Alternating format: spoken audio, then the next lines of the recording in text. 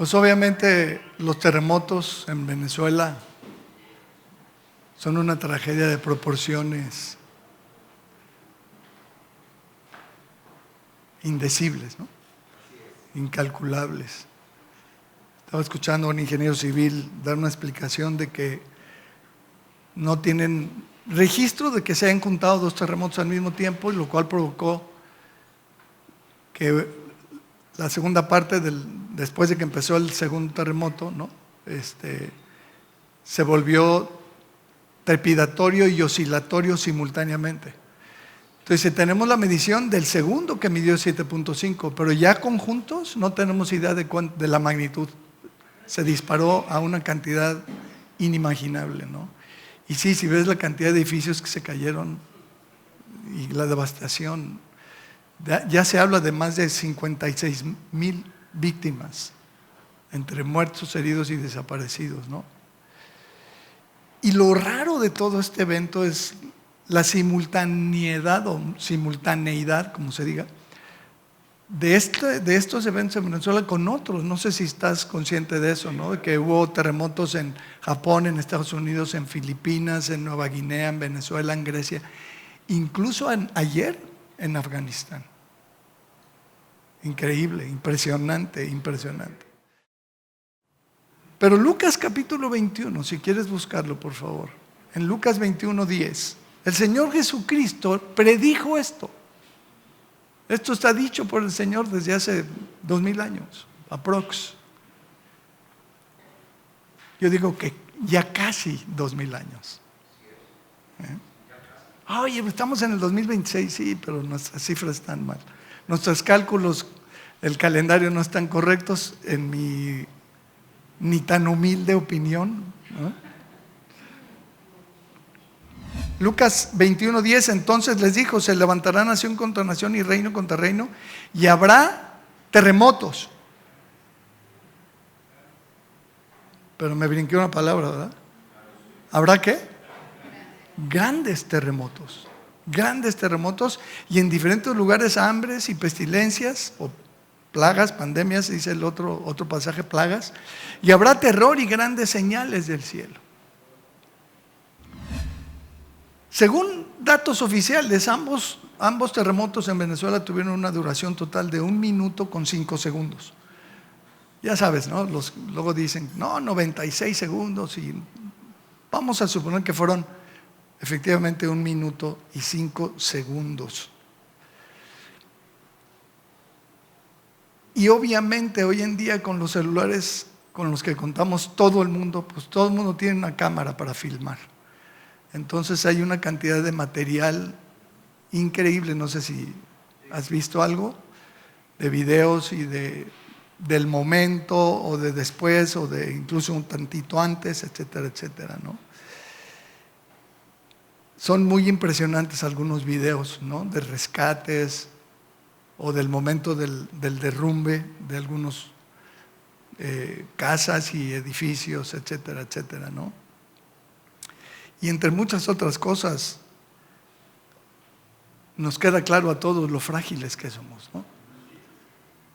Este ingeniero decía que para demoler un edificio de ese tamaño se requiere de mucho más tiempo, con explosivos y cargas y cálculos, y ¿no? Acá en 65 segundos, es demasiado poco tiempo. La fuerza que se requiere, ¿no? Y todo esto me hizo recordar, y aquí quiero hacer un paréntesis para contarte una pedroaventura, si me permites. Me hizo recordar el terremoto del jueves 19 de septiembre de 1985, que ocurrió a las 7:17 de la mañana, que tuvo una magnitud de 8.1 en la escala de Richter, y que duró oficialmente 2 minutos. 2 minutos.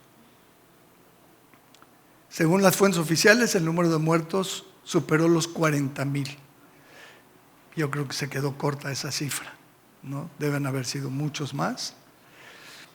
Pero quiero platicarte el lugar en donde yo estaba en ese momento del terremoto del 85. Vivíamos en un conjunto habitacional en la Ciudad de México, en una zona que se llama Mixcoac,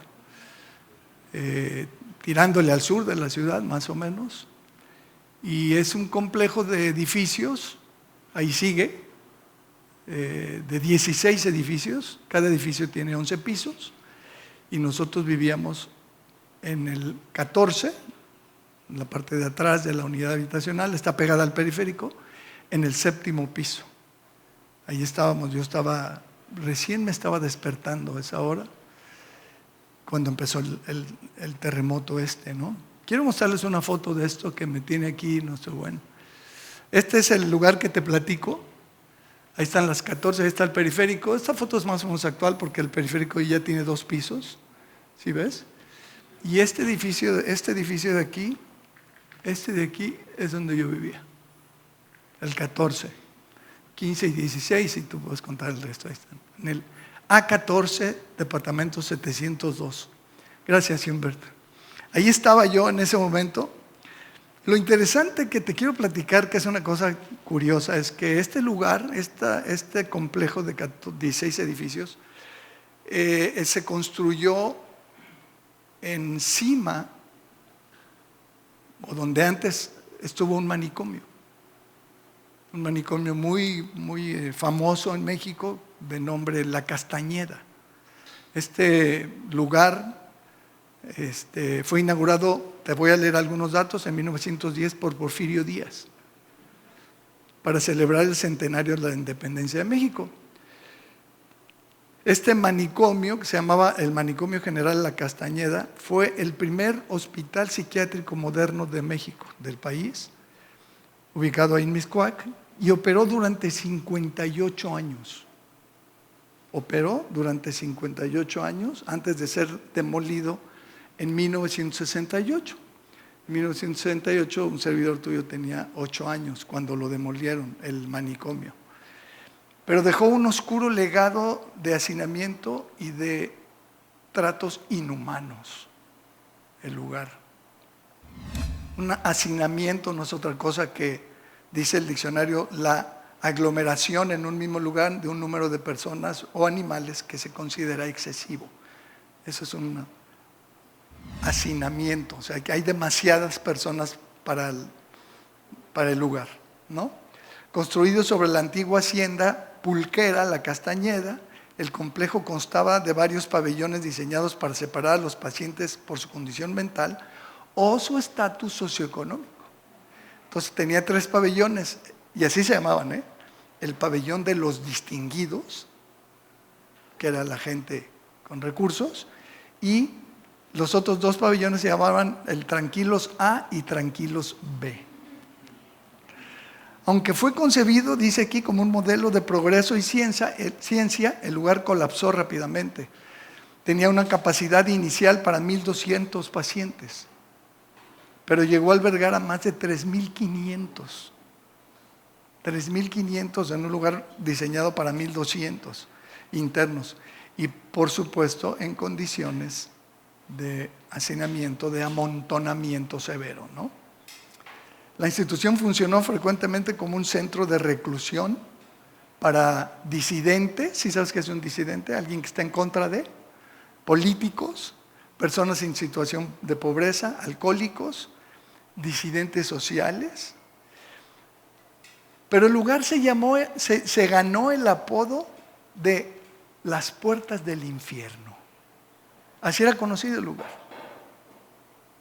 Este manicomio era conocido comúnmente por la gente como las puertas del infierno. Y esto debido a las prácticas inhumanas que se llevaban a cabo en su interior.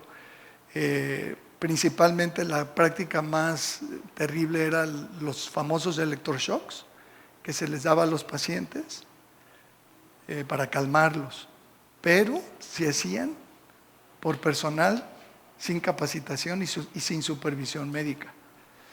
Entonces, pues eso y un montón de otros abusos, ¿no?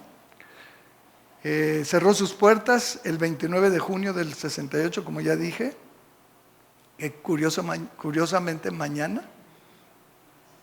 lunes, se cumplen otros 58 años de que cerró. Qué chistoso, ¿no? Operó 58 años y mañana se cumple 58 de que cerró sus puertas. Y bueno, sus pacientes fueron reubicados en instituciones más modernas, como el Hospital Psiquiátrico Fray Bernardo Álvarez y otros. Curiosamente, en este edificio que les comento fue donde el Señor Jesucristo me encontró. Yo conocí a Jesucristo, Jesucristo vino a mi vida en ese edificio, en ese departamento que te platico, un 5 de junio del 81. Y eso fue 4 años antes del terremoto del 85, todavía vivíamos ahí. Y en el momento del terremoto, pues obviamente te levantas, yo estaba acostado, me levanté, y ya sabes la clásica de que párate abajo de un arco, ¿no? O de un marco de la puerta. Entonces ya me fui a parar en el marco de la puerta de la recámara donde yo estaba, y pues ahí transcurrió el movimiento, ¿no? Muy fuerte. Al lado de mí estaba la puerta, el marco de la puerta de un baño. Imagínate lo fuerte que fue que el agua del excusado se salía.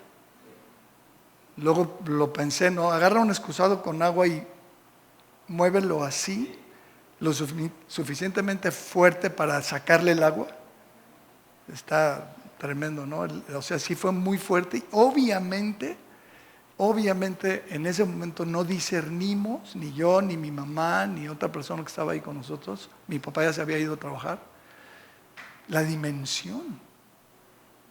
No medimos, no imaginamos, no dimensionamos la magnitud del evento. Ya al ratito, cuando empezamos a ver en la televisión las imágenes de los edificios que se habían caído, el centro médico, Tlatelolco, una cosa espantosa, ¿no? Y por supuesto, de ahí en adelante salías a la calle y te encontrabas pues cualquier cantidad de edificios o de casas o de lugares en ruinas, o sea, en el suelo, en los escombros, ¿no?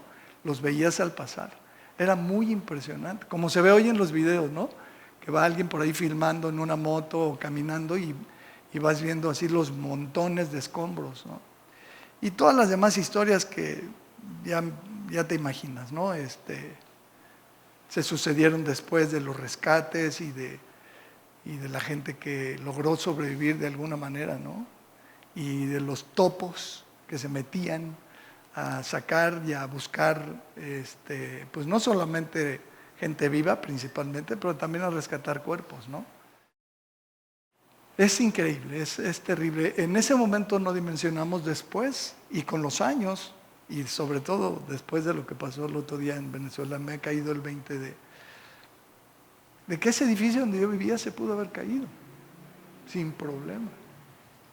Se pudo haber caído como cualquier otro edificio, ¿no?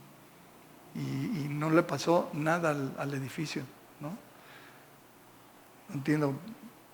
No entiendo exactamente cómo, pero así fue, ¿no? Se pudo haber hecho pedazos y pudimos haber muerto con toda seguridad si se hubiera roto el edificio, ¿no?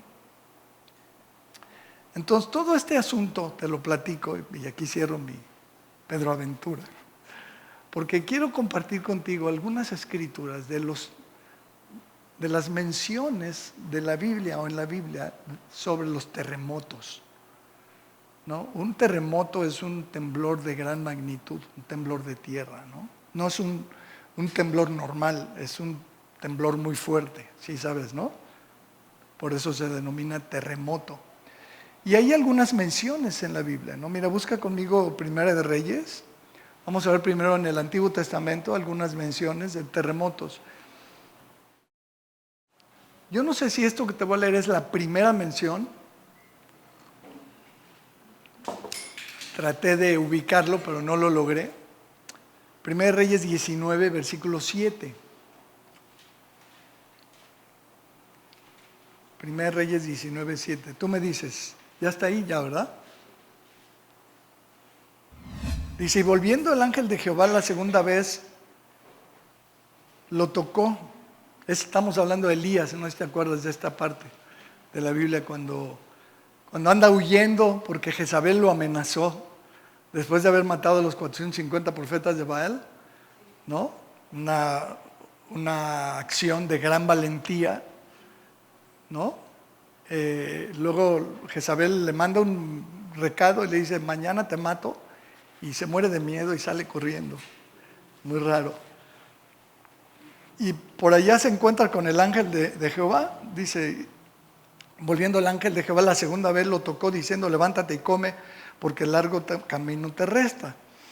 Se levantó pues y comió y bebió, y fortalecido con aquella comida caminó 40 días y 40 noches. Un dato interesante, ¿no? Porque el tiempo que estuvo Moisés también en el monte, ¿se acuerdan? 2 veces, etc. Hasta Horeb, el monte de Dios.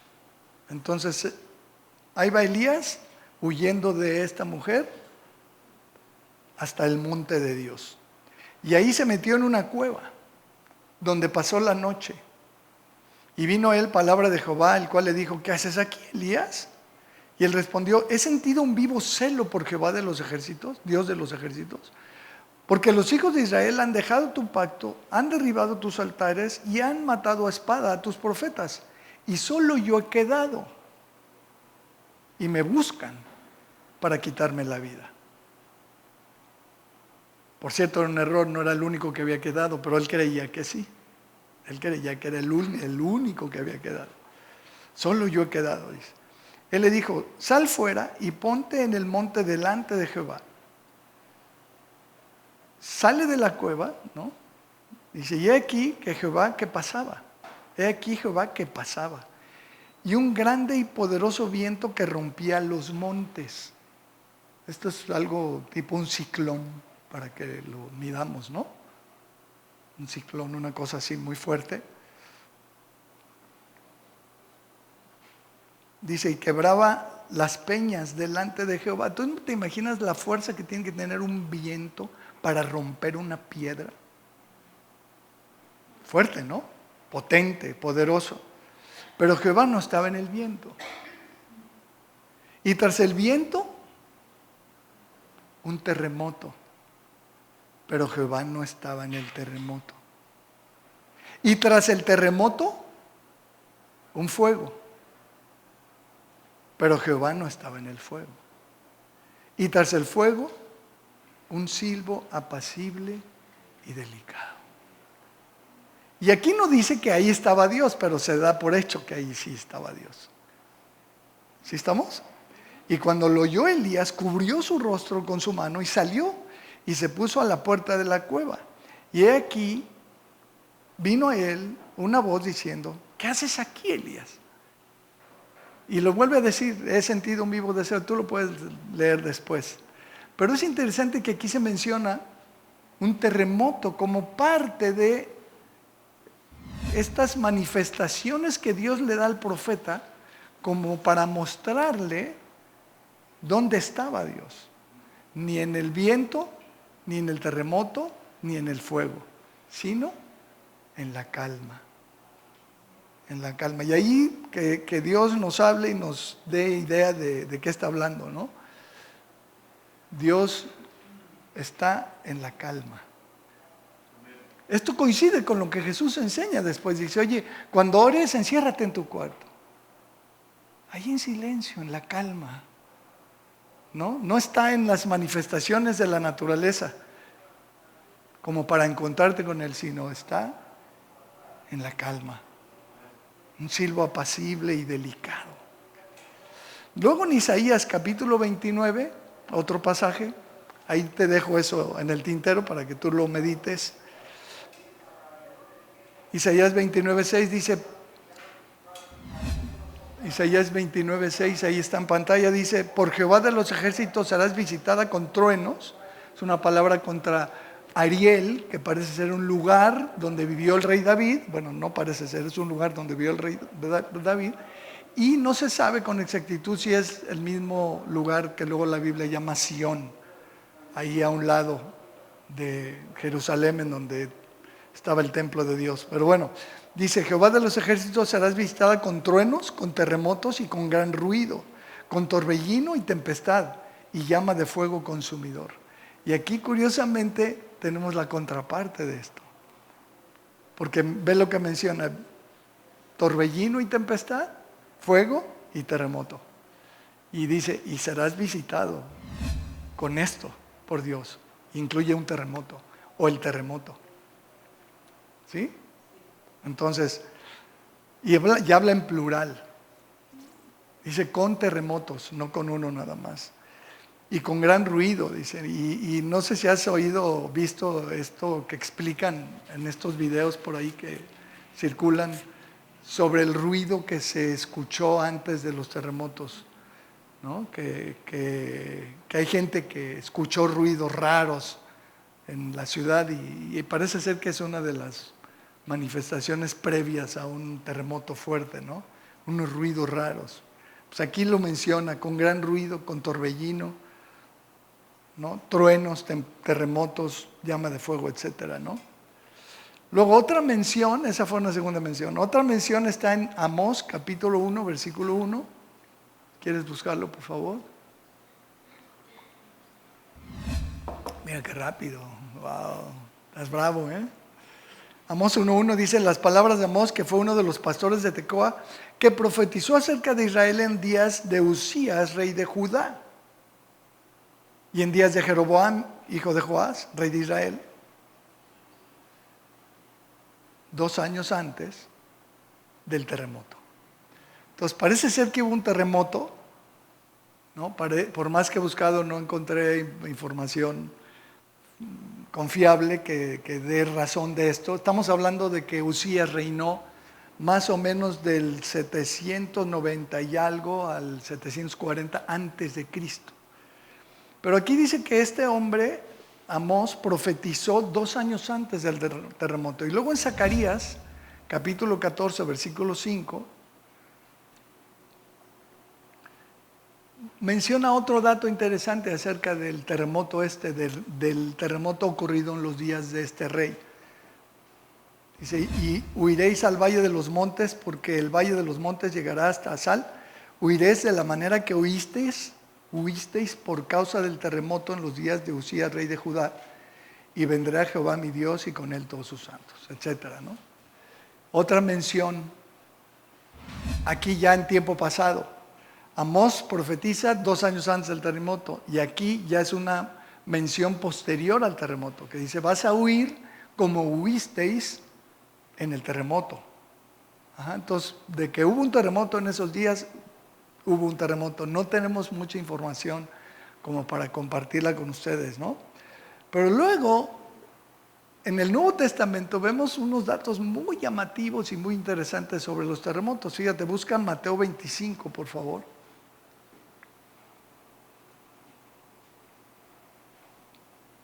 No sé si estos datos que te voy a dar a continuación ya los tenías claros, pero cuando el Señor Jesucristo muere, hay un terremoto. ¿Sí? Mateo 27, 51 al 54. Y aquí el velo del templo se rasgó en dos, de arriba abajo, y la tierra tembló, y las rocas se partieron, y se abrieron los sepulcros, y muchos cuerpos de santos que habían dormido se levantaron. Y saliendo de los sepulcros, después de la resurrección de él, de Jesucristo, vinieron a la santa ciudad, los resucitaditos, que salieron de los sepulcros, y aparecieron a muchos. El centurión y los que estaban con él, guardando a Jesús, visto el terremoto y las cosas que habían sido hechas, temieron en gran manera y dijeron, verdaderamente este era hijo de Dios. El centurión se convence de quién era Jesús. Pero qué interesante que en el momento que Jesús muere, inmediatamente después, viene un terremoto. Pero luego, cuando resucita, hay otro terremoto. Fíjate cómo dice ahí en Mateo 28, a la vuelta, ahí donde estás, a la vuelta. Mateo 28, 1 y 2, pasado el día de reposo y al amanecer del primer día de la semana, vinieron María Magdalena y la otra María a ver el sepulcro y hubo un gran terremoto. Hubo un gran terremoto, porque un ángel del Señor, descendiendo del cielo y llegando, removió la piedra y se sentó sobre ella. Entonces aquí hay quien conecta, y no estoy en desacuerdo, pero no me voy a meter ahí porque no hay suficiente, ¿no? Pero conecta la actividad angelical con el tema de los terremotos, ¿no? Pudiera ser, pudiera no ser. Hoy sabemos que científicamente se habla de el acomodo de las placas tectónicas y que son cosas pues naturales, entre comillas, de acuerdo a esta explicación que se da. Pero aquí este terremoto al menos fue resultado del descenso de este ángel que viene a remover la piedra. ¿Cierto? ¿Sí estás? Remueve la piedra de donde Jesús va a salir, ya resucitado. ¿Cierto o no es cierto? Luego vemos a Jesús atravesando muros y reuniéndose con sus discípulos cuando está todo puertas y ventanas cerradas. ¿Sí o no? ¿Tendría problema el Señor si no le muevan la piedra para salir del sepulcro?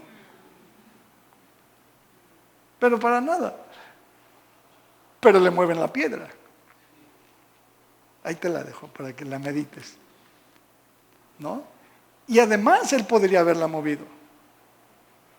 ¿No? ¿Sí o no? Digo, resucitó a Lázaro de 4 días de muerto, ¿no podría mover una piedra? Por supuesto, también así, mira. Sin embargo, no. Viene un ángel y el ángel mueve la piedra. Ahí te la dejo para que lo medites. Hay mucho que sacarle ahí, ¿eh? Pero bueno, luego ya en Mateo 24, el Señor Jesucristo hace mención de los terremotos como una de las señales previas al fin o a su venida. ¿Sí estamos? Mateo 28, versículo 1. Mateo 28, 1 dice, pasado el día de reposo, no, perdón, te estoy leyendo mal. Mateo 24, perdóname, perdón, Humbert. Mateo 24, 6. Oiréis de guerras y rumores de guerras. Mirad que no os turbéis, porque es necesario que todo esto acontezca. Pero aún no es el fin, porque se levantará nación contra nación y reino contra reino, y habrá pestes y hambres y terremotos en diferentes lugares. Y todo esto será principio de dolores. La actividad sísmica se ha disparado de manera escandalosa en los últimos 100 años. De manera escandalosa. ¿Sí? Es un dato que lo puedes checar si quieres después, en cuanto puedas, ¿no? Luego en Marcos capítulo 13, en el pasaje paralelo a este de Mateo 24, Marcos 13, está hablando de la misma cosa. Dice más, cuando oigáis de guerras y rumores de guerras, no os turbéis, porque es necesario que suceda así, pero aún no es el fin. Porque se levantará nación contra nación y reino contra reino, y habrá terremotos en muchos lugares, y habrá hambres y alborotos, principios de dolores son estos.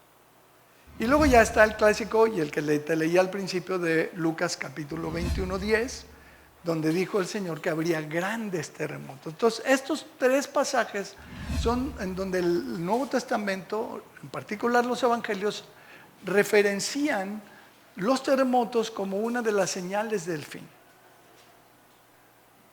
¿Sí?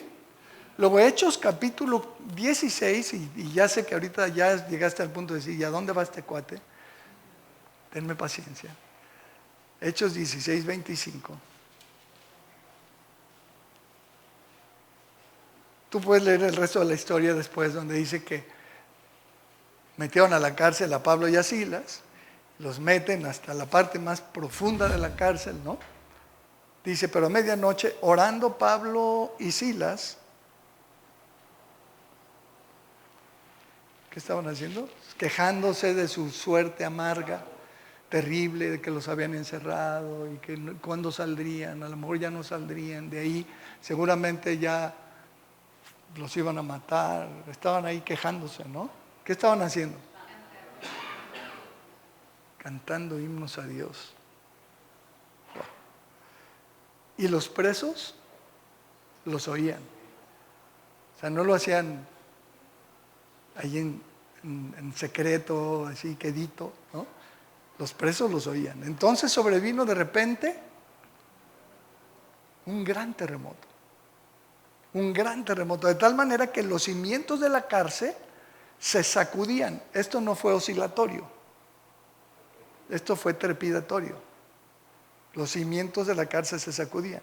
Y al instante se abrieron todas las puertas y las cadenas de todos se soltaron.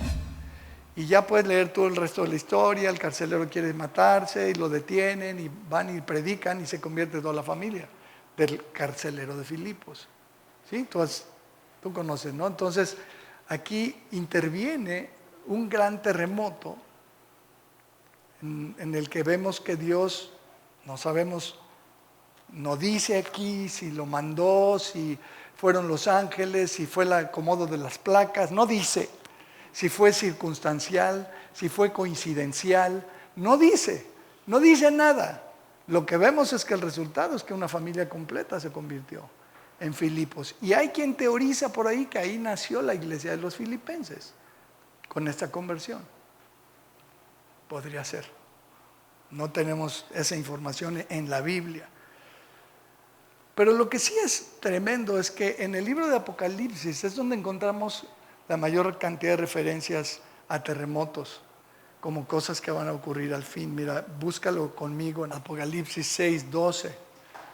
Dice, miré cuando abrió el sexto sello. ¿Cuál sello? El sexto sello. Y aquí hubo un gran terremoto. Y el sol se puso negro como tela de silicio y la luna se volvió toda como sangre roja. Y las estrellas del cielo cayeron sobre la tierra, como la higuera deja caer sus higos cuando es sacudida por un fuerte viento. Y el cielo se desvaneció como un pergamino que se enrolla, y todo monte y toda isla se removió de su lugar. ¿De qué tamaño habrá estado el terremoto? Que todo monte y toda isla se removieron de su lugar. Luego en el capítulo 8 de Apocalipsis, versículo 1, y ahora estamos hablando del siguiente sello, del séptimo. Dice, cuando abrió el séptimo sello se hizo silencio en el cielo como por media hora. Y vi a los 7 ángeles que estaban en pie ante Dios y se les dieron 7 trompetas. Otro ángel vino entonces y se paró ante el altar con un incensario de oro y se le dio mucho incienso para añadirlo a las oraciones de todos los santos sobre el altar de oro que estaba delante del trono. Y de la mano del ángel subió a la presencia de Dios el humo del incienso con las oraciones de los santos. Por ahí una vez oí un teólogo predicador que decía que no va a haber una sola oración que haya hecho un santo de Dios que quede sin respuesta. Interesante, ¿no? Ahí están acumuladas, no lo sé. Y el ángel tomó el incensario y lo llenó del fuego del altar y lo arrojó a la tierra. Y hubo truenos y voces y relámpagos y un terremoto. Otra vez sale a relucir aquí un terremoto. Apocalipsis 11:11.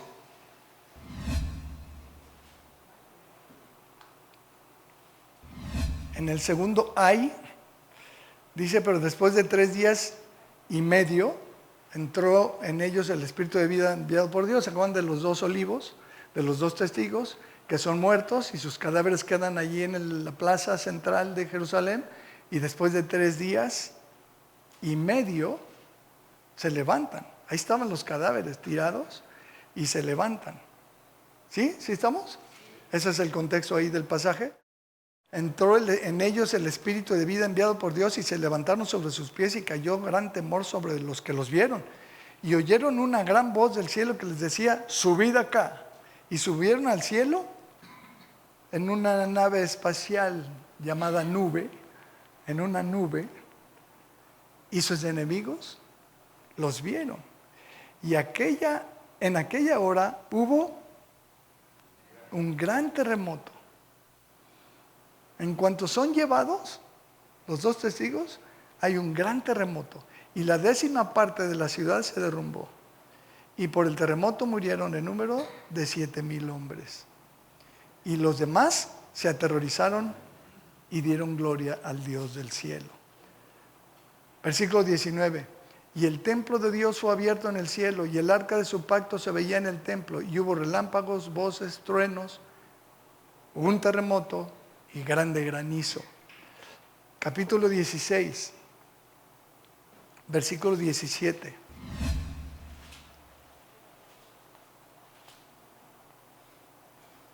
Apocalipsis 16, 17. El séptimo ángel derramó su copa por el aire y salió una gran voz del templo, del cielo, del trono, diciendo: hecho está. Entonces hubo relámpagos y voces y truenos y un gran temblor de tierra, un terremoto tan grande cual no lo hubo jamás desde que los hombres han estado sobre la tierra. Este es el terremoto más fuerte que va a haber ocurrido, ¿no? Y la gran ciudad fue dividida en 3 partes, y las ciudades de las naciones cayeron. O sea, este terremoto va a ser mundial, global, digamos. Y la gran Babilonia vino en memoria delante de Dios para darle el cáliz del vino del ardor de su ira, y toda isla huyó y los montes no fueron hallados. Probablemente esta referencia sobre que las islas ya no estaban y los montes tampoco, hace una conexión con el anterior pasaje que leímos donde menciona lo mismo. Y tal vez es el mismo evento. Seguramente es el mismo evento. ¿Sí? ¿Sí estamos? Bueno, entonces, sin pretender explicar este y otros pasajes desde el punto de vista escatológico, porque para eso se requiere mucho más tiempo, una clase, un pizarrón, etcétera, ¿no? La escatología no es un tema como para predicarlo, es un tema para estudiarlo en una aula de clases, es mi perspectiva, y mucho menos presentarles a ustedes una interpretación de los eventos recién ocurridos, ni de los pasajes mencionados, como ya viste, solo te los presenté. Quisiera destacar algunos puntos importantes y hacerte un par de observaciones, si me permites. Y no nos quiere decir que estoy terminando mi introducción, no te preocupes. Pero quiero decir esto con toda claridad. Quiero destacar solamente algunas cosas importantes y hacer un par de observaciones, tomando como base el pasaje de Lucas 21. Lucas 21. ¿Sí? Donde el Señor Jesús predijo que habría grandes terremotos. Grandes terremotos. Eso lo leímos ya hace ratito en Lucas 21, 10 y 11. Pero del versículo 12 al versículo 19, el Señor les da ciertas instrucciones a sus discípulos. No voy a leer ese pasaje del 12 al 19, porque es algo muy local para los discípulos. Pero a partir del versículo 20, el Señor empieza a soltar una serie de cosas que es lo que quiero destacarte, a manera nada más de mencionarlos. Lucas 21, 20, por favor. ¿Sí estás ahí? Dice: pero cuando viereis a Jerusalén rodeada de ejércitos, sabed entonces que su destrucción ha llegado.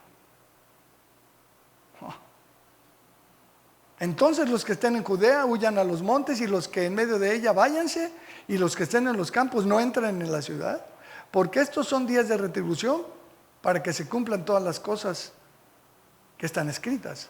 Mas hay de las que estén encintas y de las que críen en aquellos días, porque habrá gran calamidad en la tierra e ira sobre este pueblo. Y caerán a filo de espada y serán llevados cautivos a todas las naciones.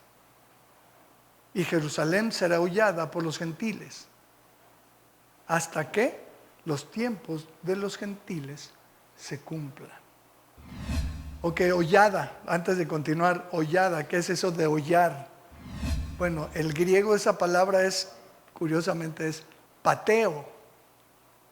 Claro que no se refiere a patear, sino a pisotear. La traducción literal es pisotear, pisar o hollar. Y hollar es comprimir algo con los pies o dejar huella. Humillar o despreciar también se traduce como pateo. Pero mira, en este pasaje que te acabo de leer, el Señor anuncia, en primer lugar, en el versículos 20 al 23, la destrucción de Jerusalén. Ahora, imagínate lo que está haciendo el Señor. Jerusalén, la ciudad de Dios, la ciudad sagrada, la ciudad de Dios, el Dios que todo lo protege, que todo lo guarda, que todo lo puede, que no tiene ningún tipo de, ¿no?, de limitación. Y Jesús está anunciando la destrucción de Jerusalén. Esto para cualquier judío era una aberración espantosa, algo incomprensible. ¿Cómo Dios permitiría que su ciudad, la santa ciudad de Jerusalén, donde estaba la casa de Dios, el templo de Dios, fuera destruida? Y peor aún, hollada por los gentiles. Es una cosa sin precedentes lo que está haciendo el Señor.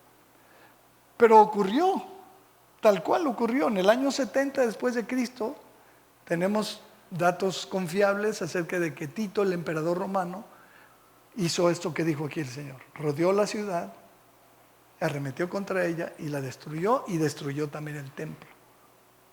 ¿Sí estamos? Todos esos datos son históricos, ¿no? Ya lo sabemos. Pero luego en el versículo 23, el Señor Jesús anuncia, en el 24, dice que caerán a filo de espada los judíos y serán llevados cautivos a todas las naciones. El Señor Jesús está anunciando un segundo evento, la dispersión hebrea, la dispersión judía. A partir de ese momento, cuando Jerusalén fuera destruida, los judíos serían dispersos, llevados cautivos. ¿A dónde? ¿A Babilonia? ¿A Siria? ¿A dónde? A todas las naciones. Y así fue durante estos milenios. Si estás consciente de eso, ¿no? Ya Iván lo ha explicado 50 veces o no sé cuántos. Una vez que intentó explicarlo en un curso de 1 mes y medio y le tomó 2 años explicarlo. Imagínate lo complicado que es el tema, ¿no? Sí fueron 2 años o más de 2 años, ¿verdad? 20 meses. Entonces esperan que te arrepientas de eso, ¿no?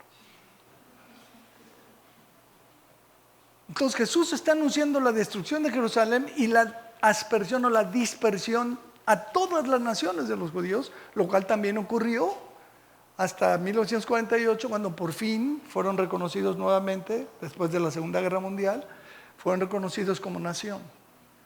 Pero hasta entonces Jerusalén estuvo en manos de los no hebreos, de los no judíos, es decir, de los gentiles, de los árabes y de otros. ¿Sí saben todo eso? Sí. Todo eso, bueno, Iván, luego te explico, María. Pero luego, en este versículo dice que los gentiles iban a tomar posesión de Jerusalén y la iban a pisotear, literalmente, iban a establecerse ahí. Y al final este versículo 24 termina diciendo cuánto iba a durar eso. ¿Qué dice? Hasta que los tiempos de los gentiles se cumplan. Los tiempos de los gentiles. Ahora, hay que entender esto. En medio de todo esto que está diciendo el Señor, lo que está diciendo el Señor es que vendría una etapa diferente en donde Dios iba a tratar con los gentiles. Iban a ser ahora los tiempos de los gentiles. Y los gentiles somos tú y yo. Somos todos los no judíos, los no hebreos genéticamente hablando. ¿Sí estamos? Mira, esto ocurrió en Hechos capítulo 10.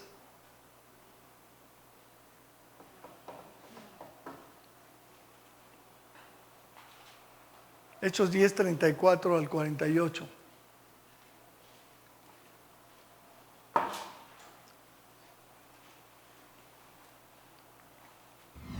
Entonces Pedro, abriendo la boca, dijo: en verdad comprendo que Dios no hace acepción de personas, sino que en toda nación se agrada del que le teme y hace justicia. Dios envió mensaje a los hijos de Israel anunciando el evangelio de la paz por medio de Jesucristo. Este es Señor de todos. Vosotros sabéis lo que se divulgó por toda Judea, comenzando desde Galilea, después del bautismo que predicó Juan, cómo Dios ungió con el Espíritu Santo y con poder a Jesús de Nazaret, y cómo éste anduvo haciendo bienes y sanando a todos los oprimidos por el diablo, porque Dios estaba con él. Citaba yo ese pasaje hace poquito. Y nosotros somos testigos de todas las cosas que Jesús hizo en la tierra de Judea y en Jerusalén, a quien mataron colgándole en un madero. A este levantó Dios al tercer día e hizo que se manifestase, no todo el pueblo, sino los testigos que Dios había ordenado de antemano, a nosotros que comimos y bebimos con él después que resucitó los muertos. Y nos mandó que predicásemos al pueblo y testificásemos que él es el que Dios ha puesto por juez de vivos y muertos. De este dan testimonio todos los profetas, que todos los que en él creyeren recibirán perdón de pecados. Pedro está predicándole a un centurión romano y a los gentiles. Y le costó mucho trabajo poder ir. Dios tuvo que mostrarle una visión de un lienzo que bajaba, ¿se acuerdan? En donde vio reptiles y cuadrúpedos, y Dios le dice: levántate, mata y come. Y dice: no, porque lo que yo limpié tú no me lo... Y ve, y entonces va, predica, y entonces pasa lo que dice aquí el versículo 44. Dice: mientras aún hablaba Pedro estas palabras, ¿qué pasó? El Espíritu Santo cayó sobre todos los que oían el discurso. Y los fieles de la circuncisión que habían venido con Pedro se quedaron atónitos de que también sobre los gentiles se derramase el don del Espíritu Santo, porque los oían que hablaban en lenguas y magnificaban a Dios. Entonces respondió Pedro: ¿puede acaso alguno impedir el agua para que no sean bautizados estos que han recibido el Espíritu Santo también como nosotros? Y mandó bautizarles en el nombre del Señor Jesús. Entonces le rogaron que se quedase por algunos días. Siguiente capítulo, versículo 1. Oyeron los apóstoles y los hermanos que estaban en Judea que también los gentiles habían recibido la palabra de Dios. Versículo 18. Entonces, oídos estas cosas, callaron y glorificaron a Dios, diciendo, cuando Pedro les da toda la explicación: de manera que también a los gentiles ha dado Dios arrepentimiento para vida.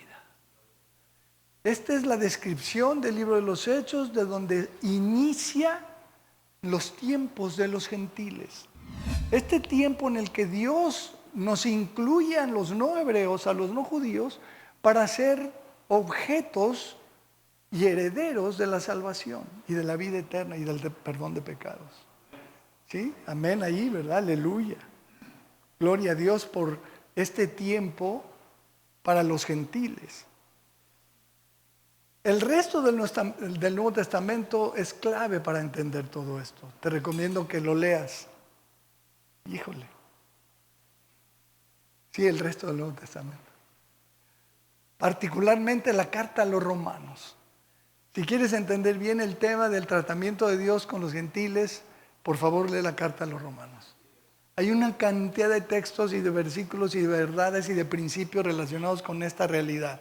Dios hoy trata a la humanidad por medio de la iglesia, de gentiles, no de los hebreos, no de los judíos. Los judíos siguen siendo el pueblo elegido de Dios y lo amamos, dicha de paso. Y oramos por la paz de Jerusalén porque hay promesas. Pero el tratamiento de Dios hoy con la humanidad es por medio de nosotros. Es por medio de la iglesia de Cristo. De los convertidos, judíos y gentiles. ¿No? Y griegos y escitas y bárbaros y flacos y gordos y chaparros y altos, y todo el mundo está incluido ahora en Cristo. Entonces, por medio de Cristo es que ahora Dios está tratando con los hombres, con los humanos. También te recomiendo mucho Gálatas y Efesios, por ahí Colosenses, pero Gálatas también es clave para entender este tema de esta era en la que estamos tú y yo. ¿Sí? Hasta que los tiempos de los gentiles se cumplan. Volviendo a Lucas 21, 25, por favor. Volviendo a Lucas 21, 25. Después que los tiempos de los gentiles se cumplan, entonces habrá señales en el sol, en la luna y en las estrellas, y en la tierra angustia de las gentes, confundidas a causa del bramido del mar y de las olas, desfalleciendo los hombres por el temor y la expectación de las cosas que sobrevendrán en la tierra, porque las potencias de los cielos serán conmovidas. que es lo que hace un terremoto, ¿verdad? Entonces verán al Hijo del Hombre que vendrá en una nube con poder y gran gloria. Aleluya. Aleluya. Aleluya. Qué maravilla. Después de que los tiempos de los gentiles se cumplan, así termina el versículo 24. ¿Sí? El 25 empieza diciendo entonces. Porque Jesús habla de hasta que los tiempos de los gentiles se cumplan. En el 24, porfis, hermanito. ¿Sí? Caerán a filo de espada, serán llevados cautivos a todas las naciones, Jerusalén será hollada por los gentiles, hasta que los tiempos de los gentiles se cumplan. Es un término. Hasta ese momento.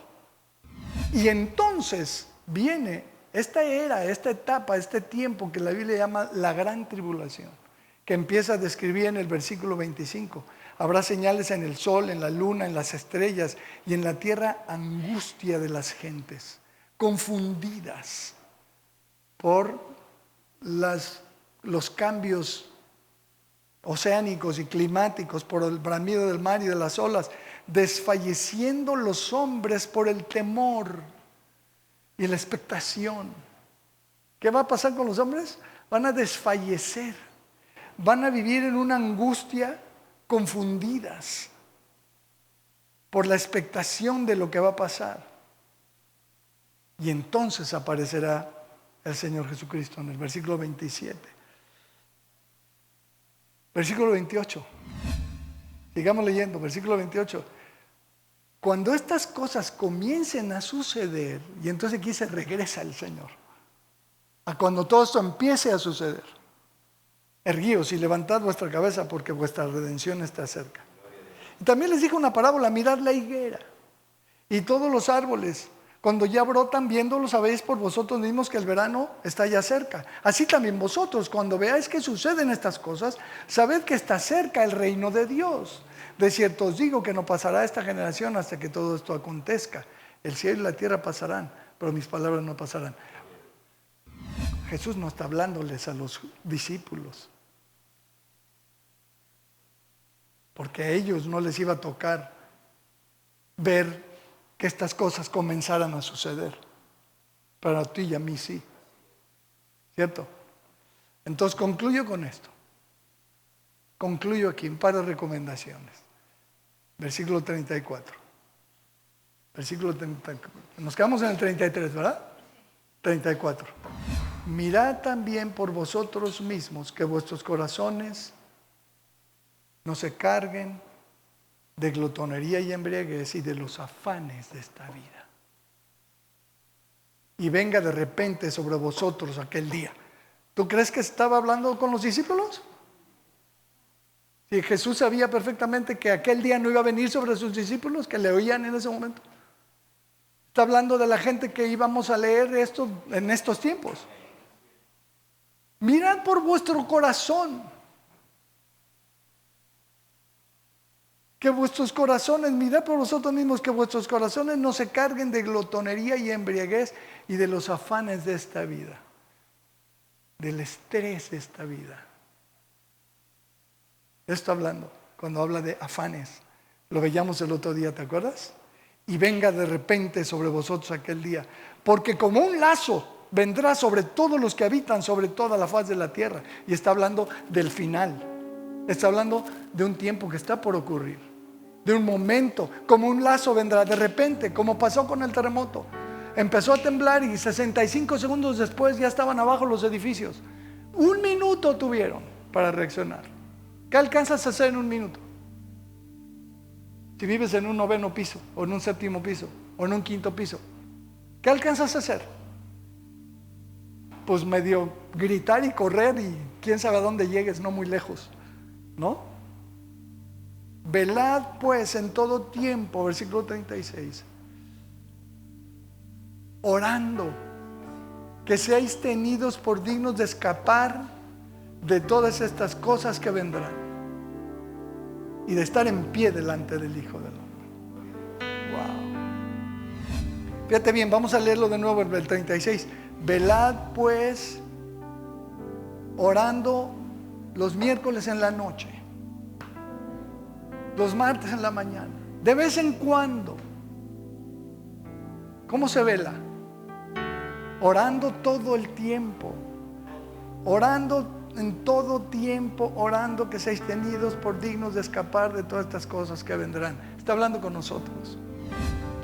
Claro que vamos a hacer, soy un convencido y creo 100,000% en el arrebatamiento.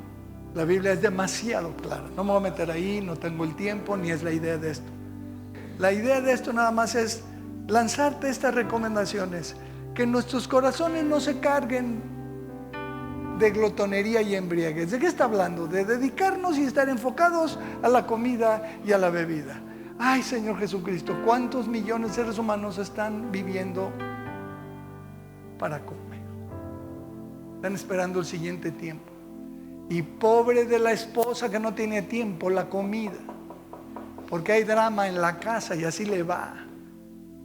Porque la comida se ha vuelto un tiempo importantísimo. Y te insisto, perdóname. Ayuna. Aprende a ayunar. Aprende a controlar los apetitos de tu cuerpo.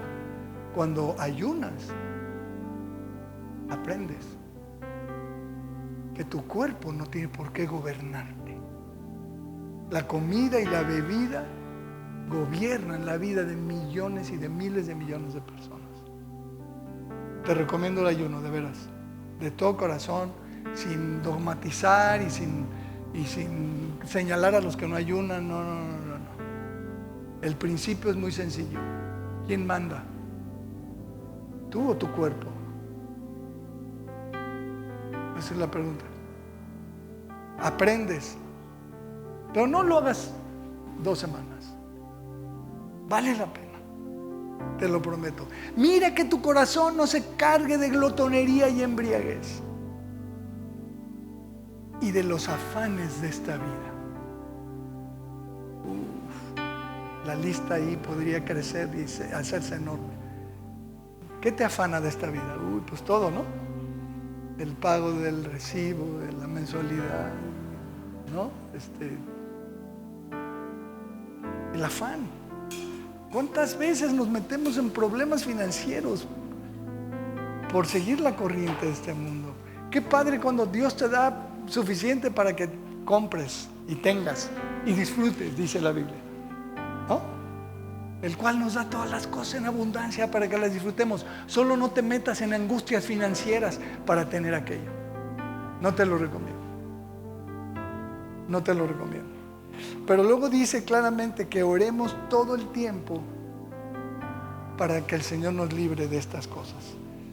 Esto quiere decir que nadie estamos exentos de que se nos caiga el techo encima. Me ha impresionado mucho vi un video de un pastor, está fuera de la iglesia, sentado en el piso, llorando, lleno de tierra, ya sabes, ¿no? Llorando porque se cayó la iglesia y estaba en una reunión adentro de la iglesia cuando pasó el terremoto en Venezuela. Dice, y la pastora estaba adentro y se quedó adentro y está bajo los escombros. Y mi hija. Y la otra pastora, y menciona a otra mujer ahí que era, me imagino, la esposa de otro pastor, no sé. ¿Quién está exento? Nadie. ¿Sí o no? Nos puede pasar. Nos puede pasar si el Señor así lo decide. Y por más que corras, si el Señor decide que ahí llegas, ahí llegas. Y si vamos a quedar abajo de las vigas 3 días hasta que nos muéramos, pues así va a ser. Nadie está exento. Por eso te recomienda el Señor, dice, oye, ora para que seas tenido por digno de escapar de todas estas cosas. ¿Se vale orar? Sí, se vale orar. Señor, líbrame de que se me caiga el techo encima. ¿Sí podemos orar por eso? Debemos orar por eso. Debemos orar por eso. Es lo que yo entiendo de este versículo. Y de estar en pie, enterito. ¿Sí estamos? Entonces oremos y no carguemos nuestro corazón con cosas que no valen la pena. Este mundo se va a acabar, mis hermanos. No te afanes. Este mundo que aquí se va a quedar, los ladrillos y los coches y la ropa, porque el Señor Jesús dijo claramente, sin duda nada hemos traído a este mundo y nada podremos sacar.